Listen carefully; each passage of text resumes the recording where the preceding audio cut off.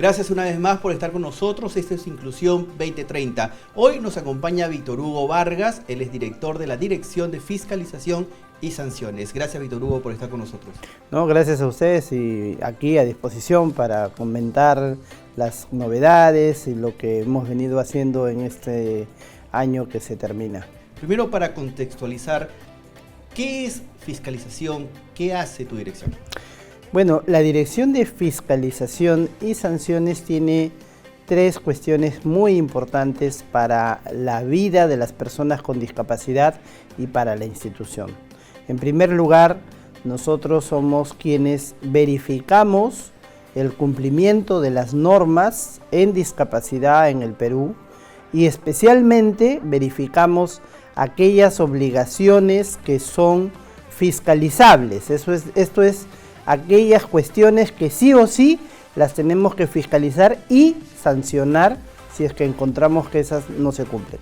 Y la otra cuestión clave que hacemos es orientar, capacitar y dar asistencia a las instituciones públicas y privadas sobre cómo cumplir esas obligaciones fiscalizables y evitar una sanción. Pero lo más importante es que buscamos efectivo cumplimiento de las normas y que las personas con discapacidad logren acceder a los servicios, a los derechos y a todo aquello que está previsto que deben recibir las personas con discapacidad. Ahora, siempre buscamos tener una sociedad inclusiva, hacia eso apuntamos. Pero lo que tú acabas de decir es cierto. Todavía existe cierta resistencia, digamos, a poder ser accesible en muchos aspectos, en lo laboral, en lo educativo, en lo accesible en temas de infraestructura también. En ese aspecto, ustedes manejan unos ejes de acción. ¿Cuáles son esos ejes que trabajan ustedes? Claro, nosotros, digamos, de lo que hemos venido ganando como experiencia en el desarrollo de esta actividad fiscalizadora, porque recuerda que esto no es que lo tenemos desde siempre, sino que a partir de la ley 29973 del año 2012 ya se crea la función y se establece además las obligaciones que son materia de nuestra intervención, ¿no?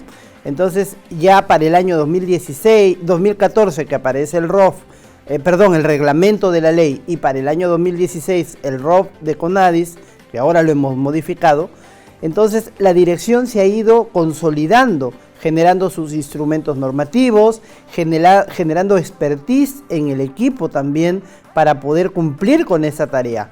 Entonces, a partir de eso, ahora, ¿cómo estamos organizando?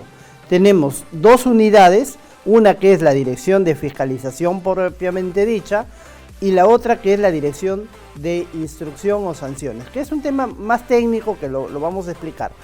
Pero dentro de la Dirección de Fiscalización, que es donde efectivamente cumplimos con esa labor de fiscalizadores, que es vigilar, controlar, supervisar, asistir, en eso nos hemos organizado a partir de 6 grandes temas en los que se distribuyen todas las 24 o 25 obligaciones a fiscalizar.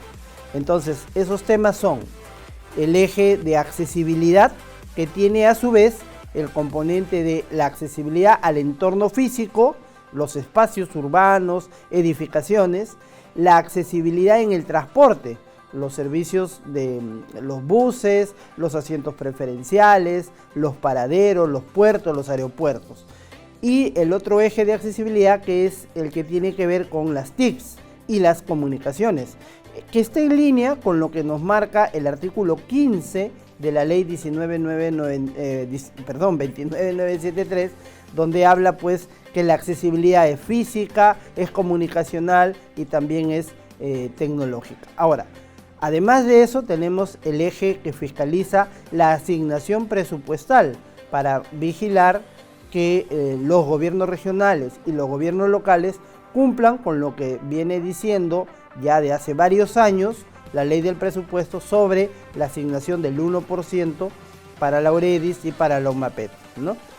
El otro eje verifica el cumplimiento de las normas en la cuota de empleo, que es el artículo 49 de la ley, para ver si las entidades públicas están atendiendo el 5% de personal con discapacidad.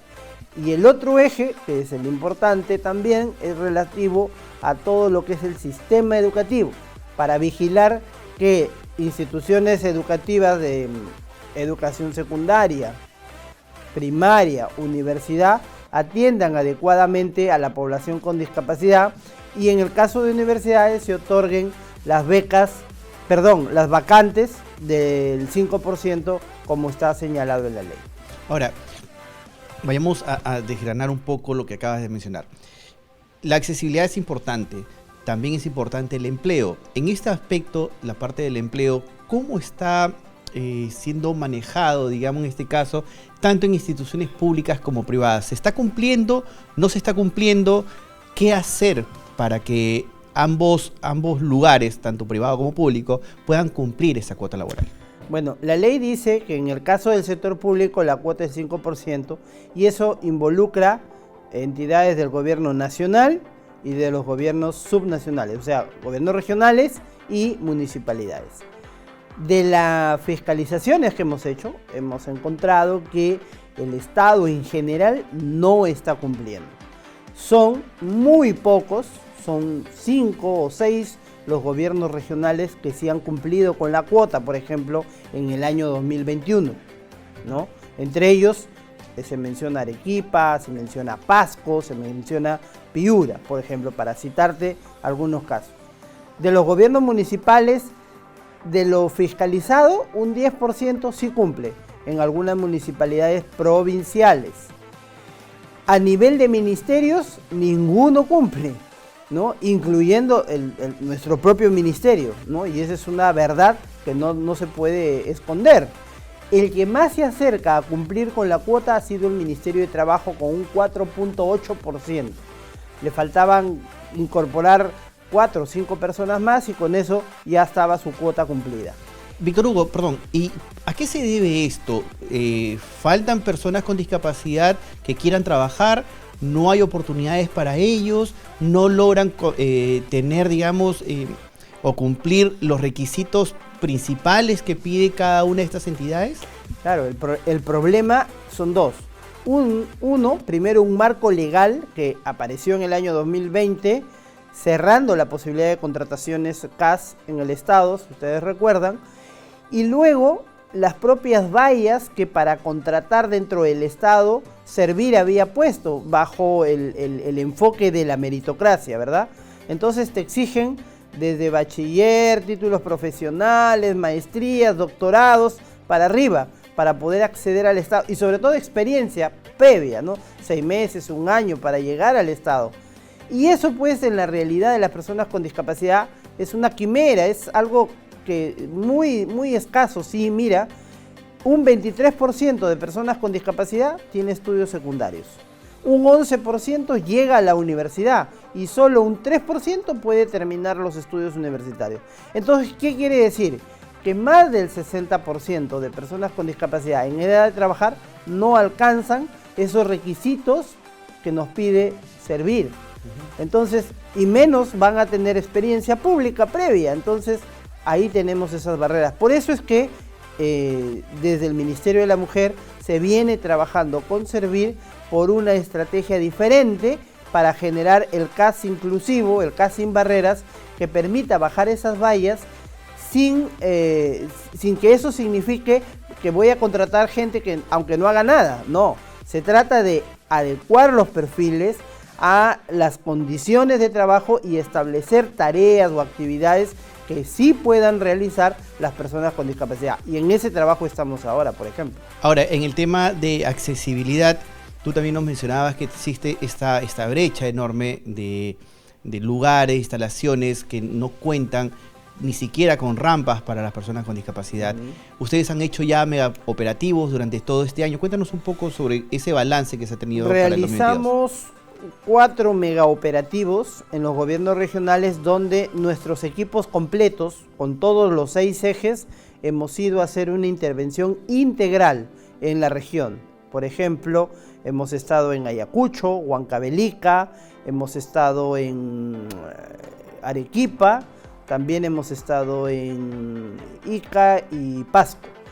Además de hacer algunas otras intervenciones, no tanto como mega operativo, pero sí hemos estado en varias localidades también. Pero los mega operativos nos dejaron una experiencia bien interesante de trabajo, porque permitió una intervención, digamos, masiva en simultáneo durante toda una semana de trabajo en las regiones, donde hicimos un barrido en gobiernos regionales, universidades, gobiernos municipales, provinciales y distritales, con una muestra muy importante que nos permitió identificar justamente que las municipalidades no están cumpliendo con la asignación de lo que la ley de presupuesto dice, no están cumpliendo con la cuota de empleo, que la ciudad todavía tiene, y sobre todo en las zonas andinas, tiene tremendo déficit en la accesibilidad, porque la arquitectura misma de nuestras ciudades en la sierra, los desniveles, calles muy elevadas, cunetas, rejillas, falta de barreras, todo eso son obstáculos que dificultan pues la inclusión de las personas que puedan salir de sus casas, que puedan trasladarse, y sobre todo la ausencia de transporte público accesible en provincias es dramático. Si acá en Lima solamente tenemos 2 servicios accesibles, en provincias hay 0. Entonces, ¿cómo garantizamos que las personas con discapacidad ejerzan todos sus derechos si ni siquiera pueden salir de sus casas para llegar a escuelas, para llegar a hospitales, para llegar a institutos? Entonces, ese es un problema que de verdad el CONADI solo no lo va a resolver. Esa es la tarea del gobierno regional, del gobierno local, y para eso es que se están dando los recursos, y para eso es que nuestra labor fiscalizadora el próximo año va a hacer mucho énfasis en la implementación de esos servicios y de esos mecanismos que conlleven a que se empiecen a resolver esos problemas graves de la accesibilidad. Víctor Hugo, finalmente, ¿cuáles son las proyecciones para este 2023? Como te digo, vamos a trabajar mucho la asistencia técnica a los gobiernos regionales y a los gobiernos locales para que ellos sepan cómo van a cumplir con la ley y evitar una sanción. O sea, vamos a hacer un énfasis en lo que le llamamos las fiscalizaciones orientativas, las fiscalizaciones educativas, y sobre todo vamos a hacer ese acompañamiento. Les vamos a proporcionar otras herramientas y vamos a articular también con nuestras direcciones a la interna para poder capacitar, sensibilizar, concientizar y ayudar a los gobiernos regionales a elaborar mejor sus planes, a ser más eficientes en el gasto público, a utilizar mejor los recursos que desde el Estado se le proporciona a los gobiernos para poder ejecutar políticas y programas en favor de las personas con discapacidad. Gracias, Víctor Hugo, entonces, por tu tiempo. Gracias por estar también en Inclusión 2030. Ha sido Víctor Hugo Vargas, director de Fiscalización y Sanciones del CONADIS. Gracias por estar con nosotros. Gracias a ti. Tú también ponte en modo inclusión. Bicentenario del Perú 2024.